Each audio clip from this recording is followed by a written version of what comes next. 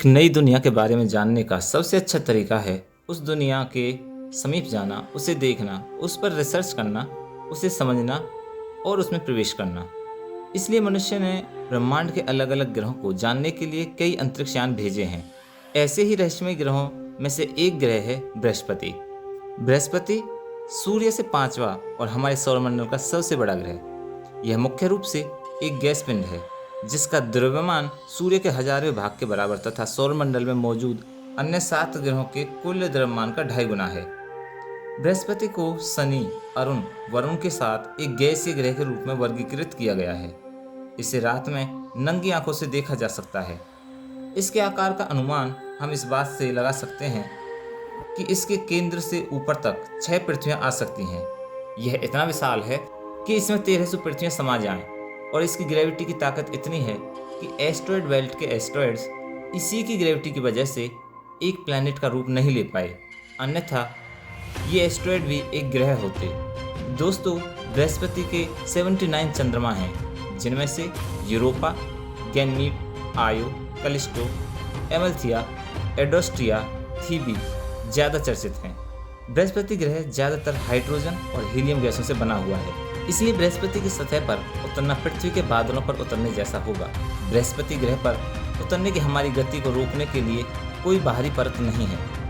बड़े पैमाने पर वातावरण का एक अंतहीन खिंचाव है। ऐसे में एक बड़ा प्रश्न उठता है, यदि हम किसी अंतरिक्ष यान से बृहस्पति ग्रह पर जाते हैं तो क्या हम बृहस्पति ग्रह की दूसरी ओर से बाहर निकल सकते हैं? सच्चाई यह है कि हम इस ग्रह की आधे से भी कम दूरी तक भी नहीं पहुंच पाएंगे। बृहस्पति के वातावरण में कोई ऑक्सीजन नहीं है, इसलिए हम यदि बृहस्पति ग्रह पर जाने की तैयारी करते हैं तो हमें यह सुनिश्चित कर लेना चाहिए कि हमारे पास पर्याप्त ऑक्सीजन होनी चाहिए। इस ग्रह की अगली समस्या है झुलसा देने वाला तापमान। दोस्तों, यहाँ का तापमान इतना अधिक है कि मानव इसे एक पल भी सहन नहीं कर सकता। इसलिए हमारी दूसरी प्राथमिकता एयर कंडीशन है, जिससे कि हम बृहस्पति ग्रह की यात्रा के लिए पूर्ण रूप से तैयार हों। नमस्कार दोस्तों, स्वागत है आप सभी का वर्ल्ड ज्योग्राफी शो में।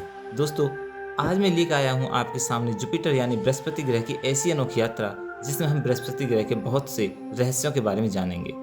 दोस्तों, यह यात्रा कितनी रोमांचक होने वाली है, आप इस बात से अंदाजा लगा सकते हैं कि जब हम इस यात्रा को करके वापस आएंगे तो आपके दिमाग में जुपिटर प्लैनेट को लेकर कोई भी डाउट नहीं रहेगा, क्योंकि इस यात्रा में हम जुपिटर के गहन अध्ययन करेंगे और जुपिटर के बारे में हमने जो कुछ भी जाना है, वैज्ञानिकों ने जो शोध किए हैं, उन सभी में बारी बारी से एक एक करके अपनी यात्रा के दौरान परिचित होंगे। दोस्तों, जैसे जैसे हमारी यात्रा लंबी होती जाएगी वैसे वैसे हमारी नॉलेज भी बढ़ती चली जाएगी, रहस्य बढ़ेंगे और यात्रा का आनंद भी बढ़ता चला जाएगा। इसलिए अगर आप वास्तव में जुपिटर के बारे में जानने के इच्छुक हों तो वीडियो को लास्ट तक जरूर देखना, जिससे कि हमारी जुपिटर की अनोखी यात्रा का आप पूरा आनंद ले सकें। आइए दोस्तों, बृहस्पति ग्रह की बाहरी सतह में प्रवेश करते हैं। दोस्तों, जैसे ही हम इतने विशाल ग्रह के अंदर प्रवेश करेंगे तो हम इसका गुरुत्वाकर्षण का खिंचाव महसूस करेंगे।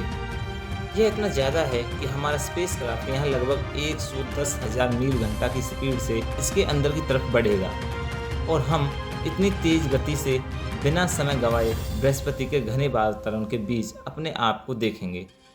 इस घने वातावरण में पहुँचने का अनुभव एक रोड एक्सीडेंट जैसी टक्कर का एहसास कराएगा। यह घर्षण यानी कि फ्रैक्शन फोर्स हमें रोकने के लिए पर्याप्त नहीं होगा।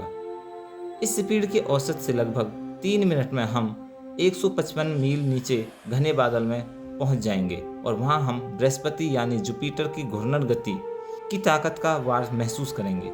जी हाँ दोस्तों, बृहस्पति हमारे सूर्य के सौरमंडल में सबसे तेज घूर्णन करने वाला ग्रह है, इसलिए हमारी पृथ्वी की घूर्णन गति इसके सामने बहुत कम है और यही वजह है कि हम इसे आसानी से सहन नहीं कर पाएंगे। इसकी स्पीड को आप ऐसे भी समझ सकते हैं, इसका एक दिन पृथ्वी के लगभग 9 घंटे 30 मिनट में पूरा हो जाता है। इसकी यह तेज घूर्णन गति शक्तिशाली हवाओं का निर्माण करती है, जो ग्रह के चारों ओर 300 मील प्रति घंटे की रफ्तार से बादलों से 75 मील नीचे बहती है। इस स्थिति में हम मानवीय खोज की सीमा तक पहुंच गए होंगे। सन 1989 में अमेरिका की स्पेस एजेंसी नासा ने बृहस्पति की खोज के लिए गैलीलियो यान प्रक्षेपित किया था, जो सन 1995 में बृहस्पति के निकट पहुंचा जैसे ही गैलीलियो यान बृहस्पति ग्रह के वातावरण में पहुंचा, यह संपर्क होने से पहले केवल 58 मिनट तक ग्रह के वातावरण में बना रहा और फिर बृहस्पति ग्रह के भयंकर वायुमंडलीय दबाव के कारण नष्ट हो गया।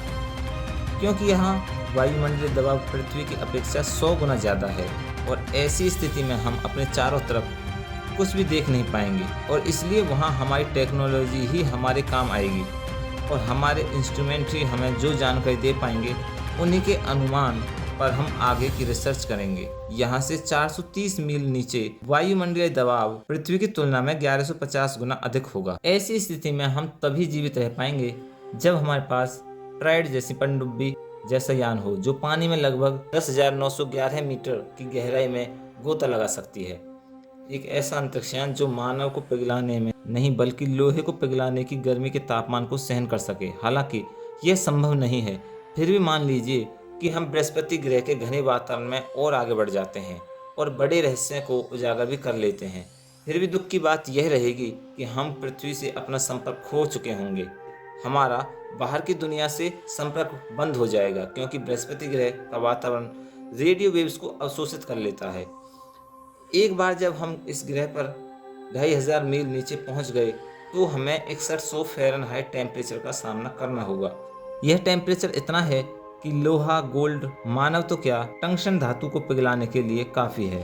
टंगस्टन एक ऐसा धातु जिसका मेल्टिंग पॉइंट ब्रह्मांड में अभी तक सबसे ज़्यादा है। इस समय हमें बृहस्पति ग्रह के वातावरण में 12 घंटे से ज़्यादा हो गए हैं, फिर भी हम ग्रह के केंद्र से बहुत दूर हैं और यह दूरी लगभग 13,000 मील होगी। यहाँ पहुँचते पहुँचते परिस्थितियाँ और भयंकर होंगी और विकराल रूप धारण करेंगी क्योंकि यहाँ का वायुमंडलीय दबाव पृथ्वी की तुलना में 2 मिलियन गुना मजबूत है और तापमान सूर्य के सतह से भी ज़्यादा गर्म है।